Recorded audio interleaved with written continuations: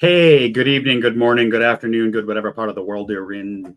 Welcome to yet another edition of Risk to Revenue, MSP Thought Leadership, brought to you with Brian, Ryan, and myself, Tim Golden. How y'all doing this week? Hey, buddy. Hey, Tim. Hey, Brian. Hey, guys.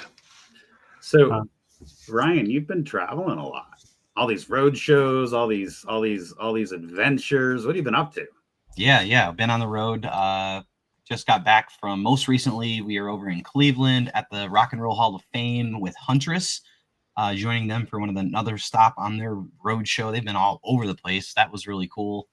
And then week before that, I was in Italy at ACOB, the distributor out in Italy that we work with. We were at one of their MSP day events, talking to MSPs over in Europe. That was really fun and very beautiful, of course, getting to travel to Italy. So I was very happy to get assigned to go to that show. Really great. So yeah, happy to be back in the home office here though in Michigan. So it's summer here in Michigan, so like to be home when I can for those few months that we get here in the Midwest. That is enjoyable. So I feel your pain from New Hampshire as well. And Mr. Blakely, you've been eyeball deep in CMMC stuff. How's that going, my friend? Holy cow. Yeah, just switching gears prior to this meeting on the phone with a client and a C3PAO. And man, there's just a lot to know about CMMC, right? And so just, I think everybody in the whole CMMC ecosystem is kind of learning on the fly here, even the C3PAOs, the assessors. So, but yeah, fun stuff and evolving for sure. Awesome. Yeah, it is. There's been so many of us talking about, getting started on your CMMC journey and how late they actually are. So yeah, it's quite a wild ride. The beginning of the year felt a couple little bumps along the way. But for those of you listening, you're an MSP or you're an OSC and you're looking like, hey, we can help you get through it.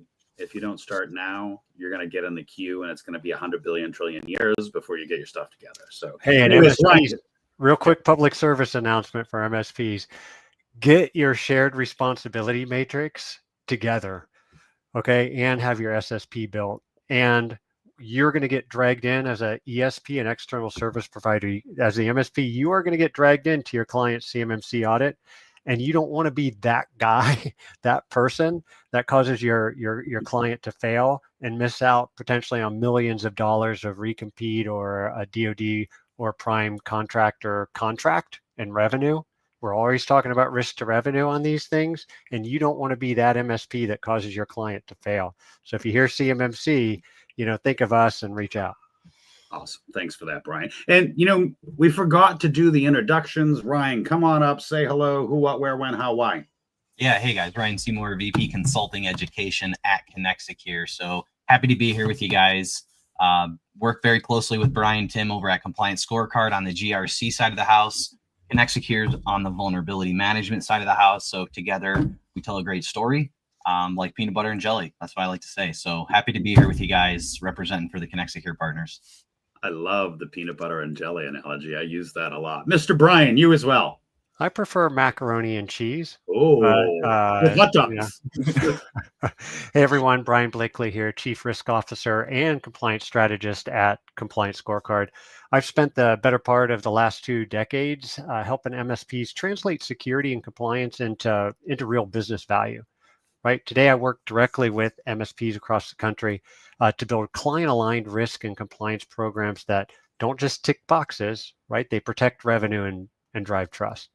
And I'm thrilled to be here with all of you because this topic, right? Again, continuing to bring clients into the risk conversation is at the heart of what separates, I think, a reactive MSP to a strategic advisor, right? Mm. And that's exactly where we're headed today, Tim.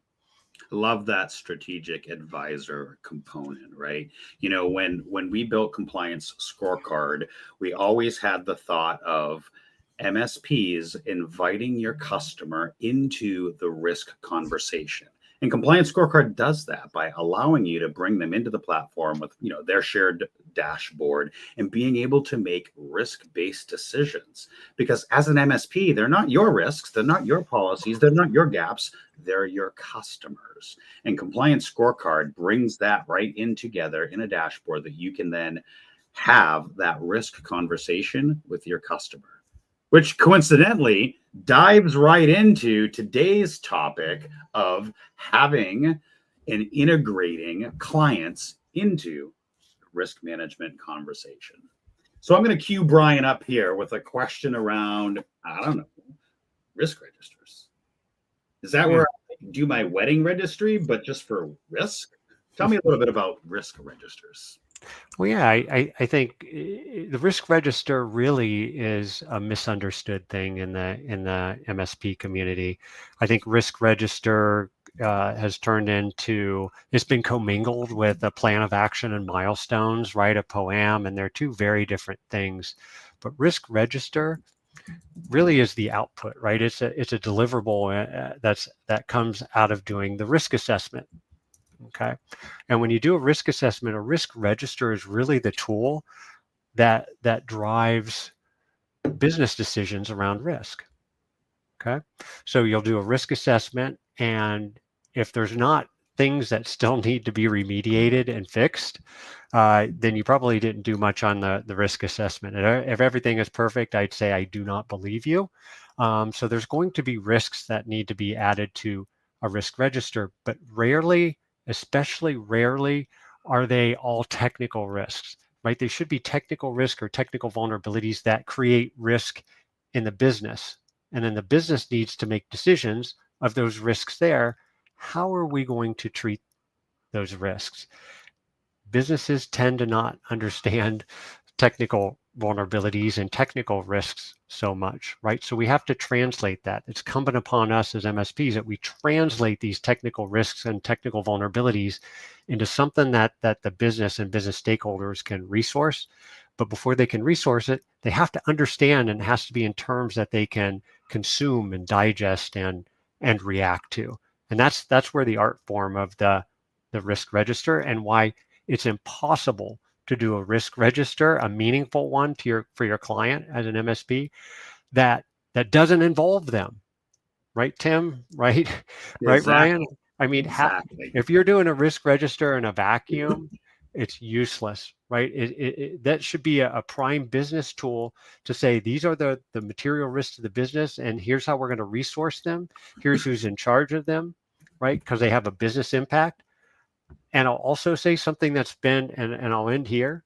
When it comes to risk registers, you're never going to 100% take care of a risk.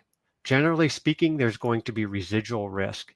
And from an audit perspective, that's the number one thing that we're seeing, and especially in ISO 27001 audits, is on risk registers. If you don't show the residual risk and the decision of the business what to do with that residual risk, that's going to be a nonconformity, a minor nonconformity that you'll need to fix in order for the certification to happen. Taking the nerdy certification stuff out of it is just good practice, right?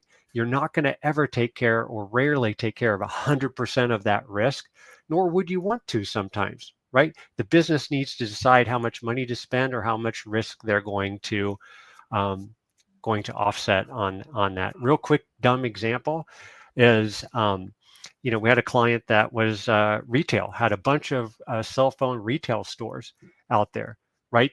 They had to invest in the new Ingenico, the point-to-point encryption card readers. The business made a decision to say, you know what? That's a bunch of money, right? That's $1,100 per point of sale. Sometimes they have 7 or 8, and they have 1,000 stores, right? You're talking about a huge impact. But they made a risk decision in their business to say, hey, let's start with our higher volume stores, put the new point of sale terminals in those and feather in and we'll take the PCI compliance risk, right? We'll take that risk as a business because we can't afford to replace, thousands of Ingenico machines all at the same time. So that's an example of compliance risk and business risk and how the two really tie together in the real world.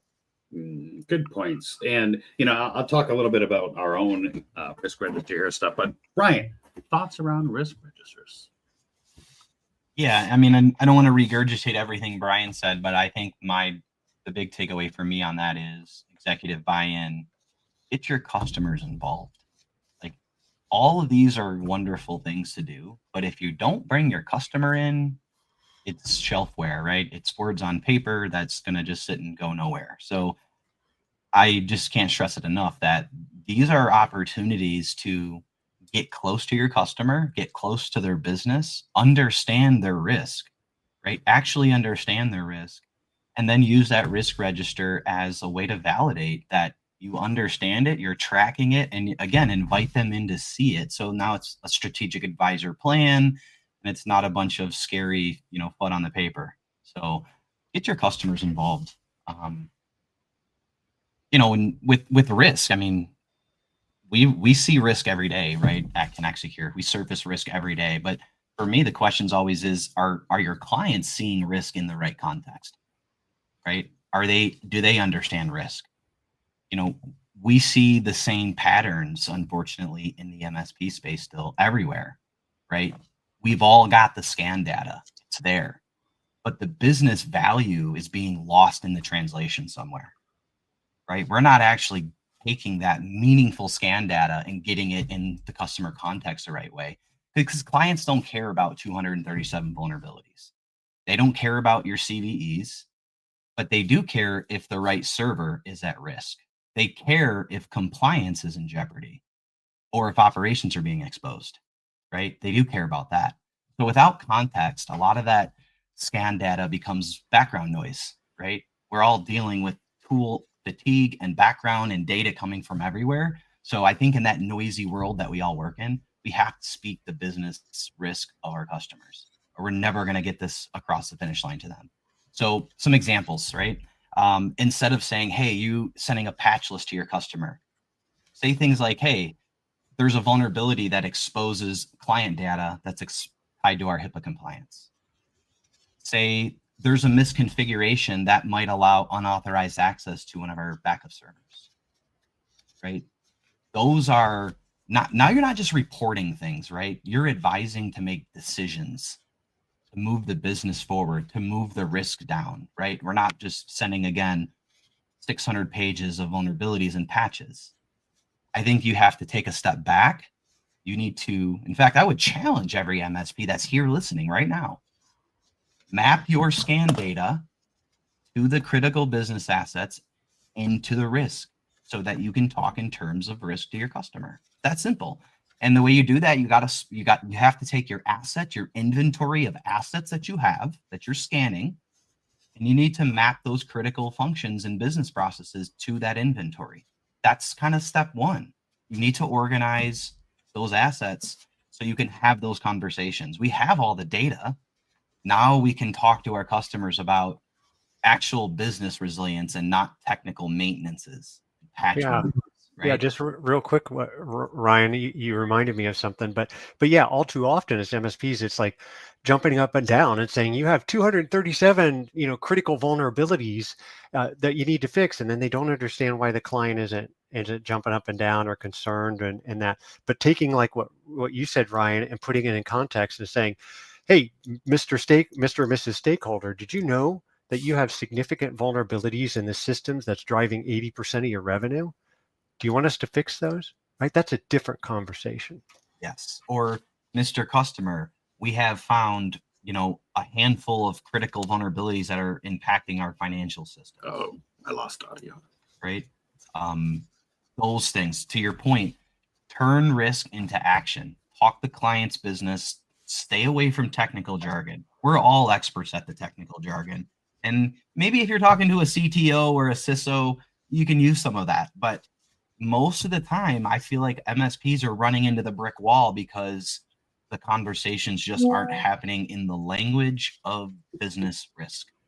And that's it right there, right? So, we're talking about inviting your customer into that risk conversation. Let's first set the baseline.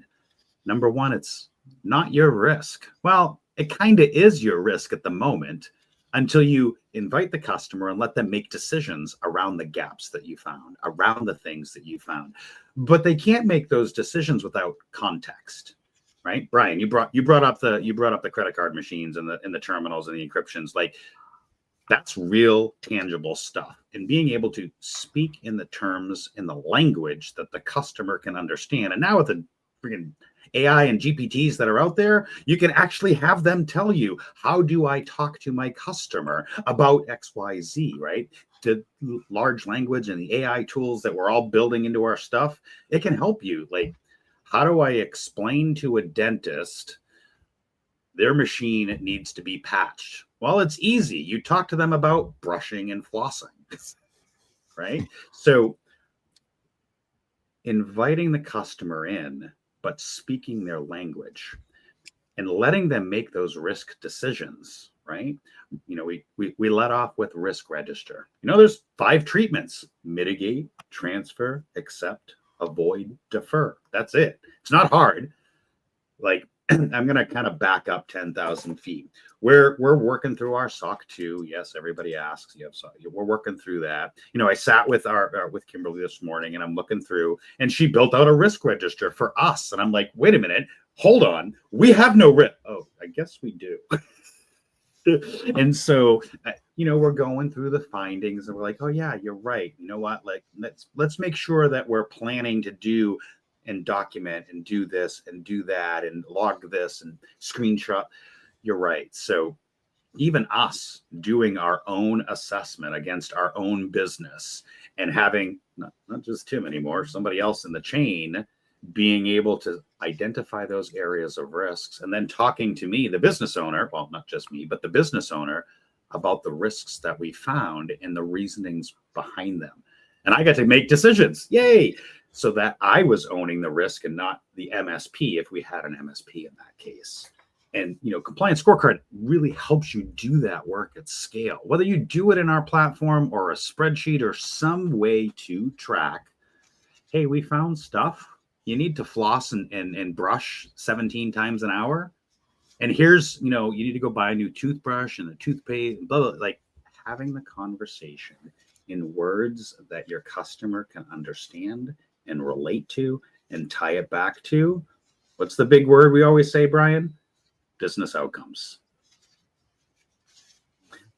Plain and simple. And now with all the LLMs and the GPTs and the chat bots, you can really use those things to start to leverage framing the conversation in words that they would understand. So moving on to the next subject here.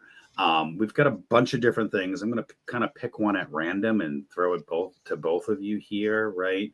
There's a lot of tools that can help this. There's a lot of technical jargon. As MSPs, we find, CVSS or EPSS or all these like scoring things. Ryan, maybe talk for a minute about, yay, I got a big fat F because I have all these findings. Talk a little bit about, like, what does this look like around understanding CVEs, the common vulnerability systems, and how that can tie back into the risk conversation. Yeah, so I'll start with the easy stuff first, right? Again, we have threat intel that tells us how to prioritize based on the 2 most heavily used ones I'm going to say would be the NVDs, right? The CVE scoring, the base scores. We also have exploit scoring from EPSS. And I think those are 2 of the guiding lights in terms of the technical ability to prioritize vulnerabilities and risks, right? Those scores should help us determine, hey, if I have 237 vulnerabilities, which ones do I work on? Traditionally, our minds want to take us to, well, I'm going to take care of the most critical ones first, right? Severity, exploitability, those things should be considered always. But I think before you arrive there, I think you have to, again, back up a step, and they have to think about the customer and say, what's the business impact to the asset?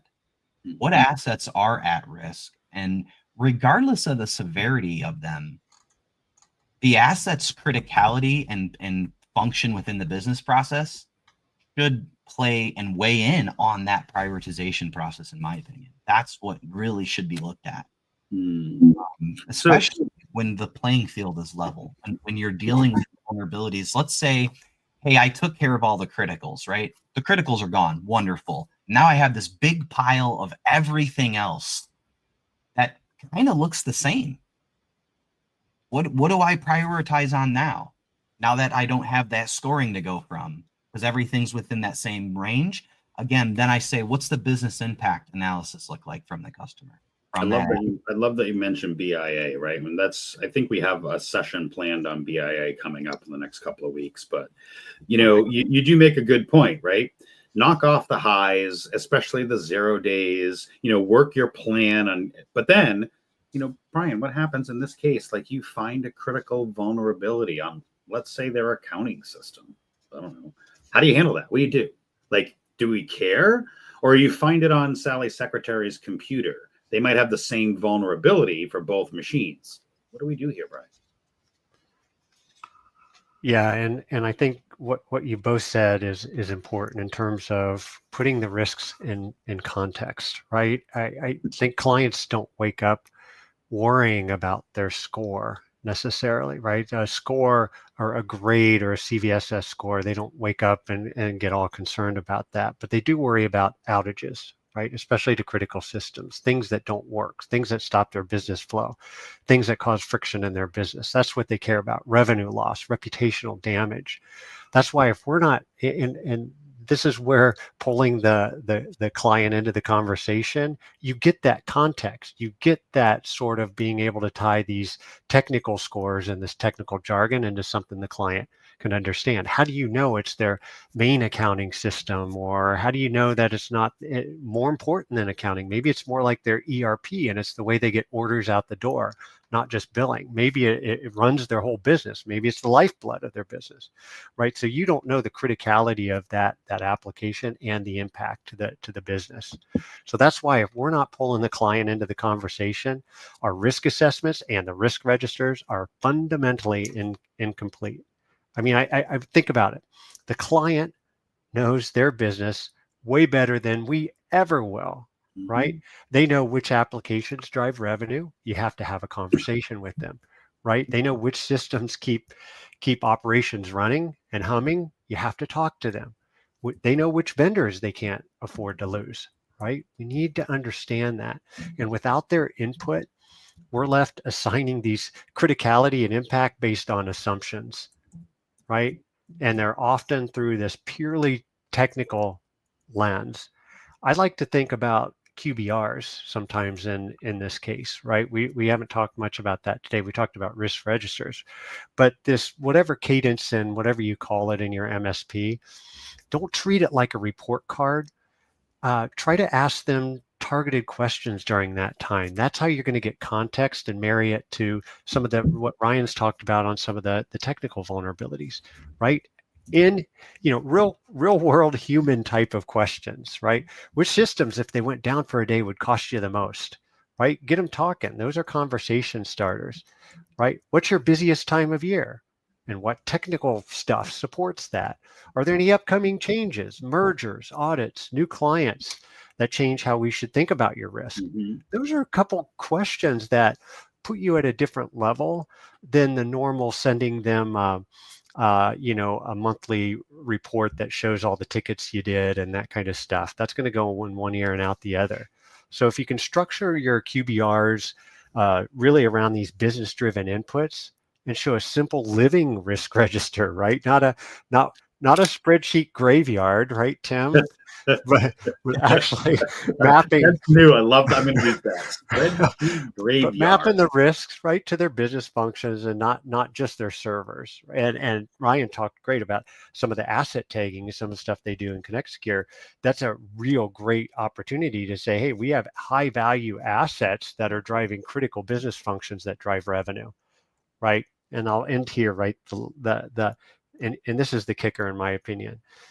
It's assigning shared accountability. We've talked about risk ownership and some of that. It's really shared. All of it is really shared accountability at the end of the day. And make sure, though, that there's clear owners, timelines, mitigation strategies that involve both you as the MSP and your client. Because when you have that shared accountability and you work together to build the risk register, they're much more likely to act on it and resource the things that need to get fixed because they see their fingerprints on the plan. And I think at the end of the day, from my experience in the real world, that's where real risk reduction and trust happen and build. Nicely said, Brian. I just lost volume. Oh, you're still there? Can you hear me okay? Yeah, I got you still, Tim. Okay, good. So as we start to come to a close here, as an MSP, we're going to each share a little bit about, a key takeaway. And Ryan, I think I'll start with you if you're good there, my friend. Yeah. I would say I'll go back to risk without context is noise. Take that away, right? Clients need to understand the impact and not inventory. It's one of my favorite lines to tell MSPs. Clients need to know impact, not inventory. We have all that. I would also say, challenge you guys, take all the scan data you've got and map that to business decisions. How can you take the asset data that you've collected and how can you map that to business outcomes and decisions? That's a great point, because if you do that, you're just going to have more meaningful conversations. And it's simple. Tag your assets, group your assets. However you're maintaining inventory of assets, if you're a Connect Secure partner, you can use our system to do it. If you have another tool, it's not rocket science what we're talking about. You got to organize the assets and be able to call out high value assets, critical business infrastructure, right? When you start protecting finance, compliance, uptime, customer retention, now we're talking to the customers the right way. So MSPs, you're going to win by being an advisor. And I think you do that by having conversations about the customer's business. And to Brian's point earlier, man, there's nothing to get a customer to talk more when you talk about their business with them. They will tell you everything. They will tell you things you don't want to know. They'll give you overload of information.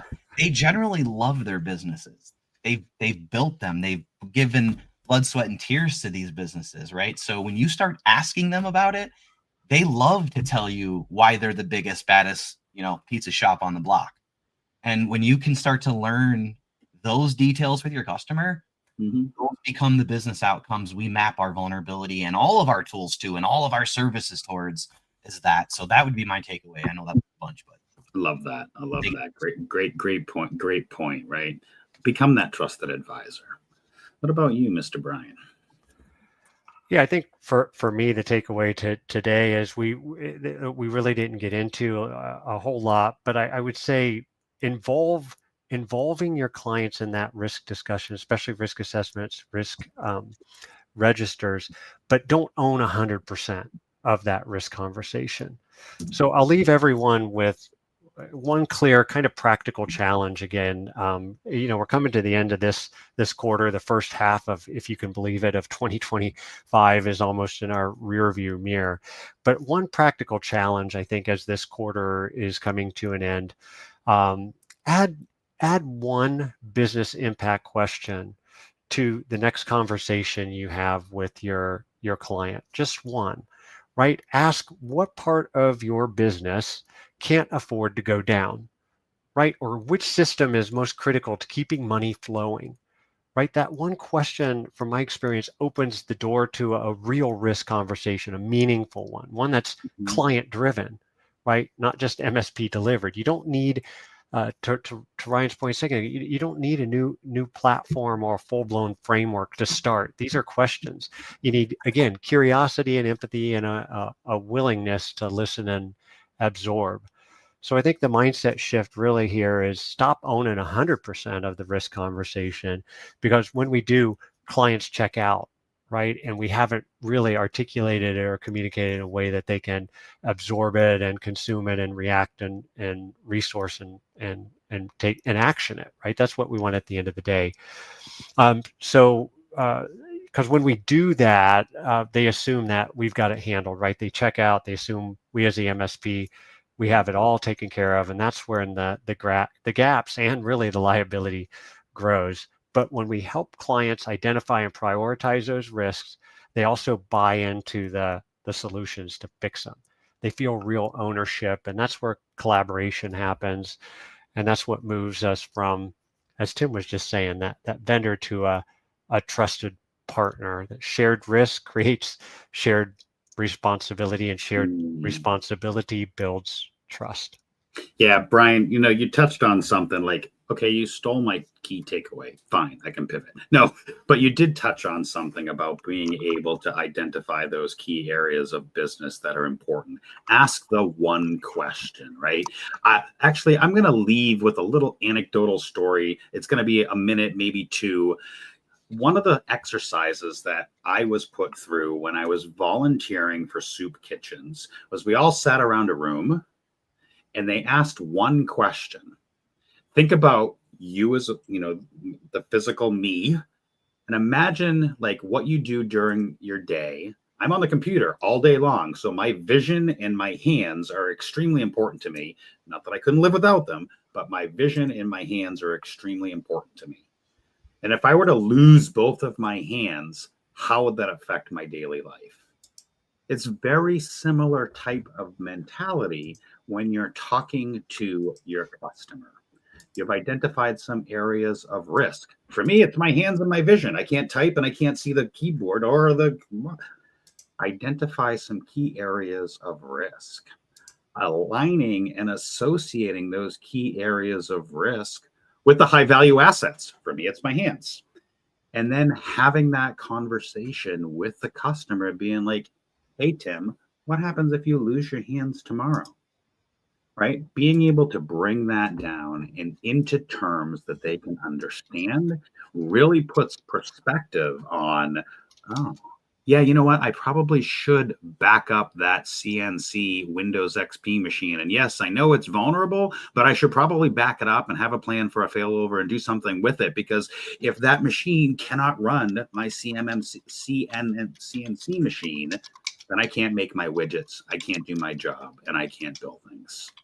So relatability is very important in these conversations. And now with the advent of LLMs and GPTs, it can really help you frame that conversation far easier than geek speak and acronym hell. All right, everybody. So we're back in 2 weeks. That'll be posted over on LinkedIn. Once this episode is done, it'll be up on mspthoughtleadership.com. You can listen on your favorite podcast. You can always come back and rewatch it on LinkedIn, YouTube, all the things. We're really excited for what's coming up next. I'm not going to let the cat out of the bag, but it might have to do with a little bit about vulnerability components. So we'll see you all in 2 weeks. Thanks, everybody. Bye, everyone. Subscribe now.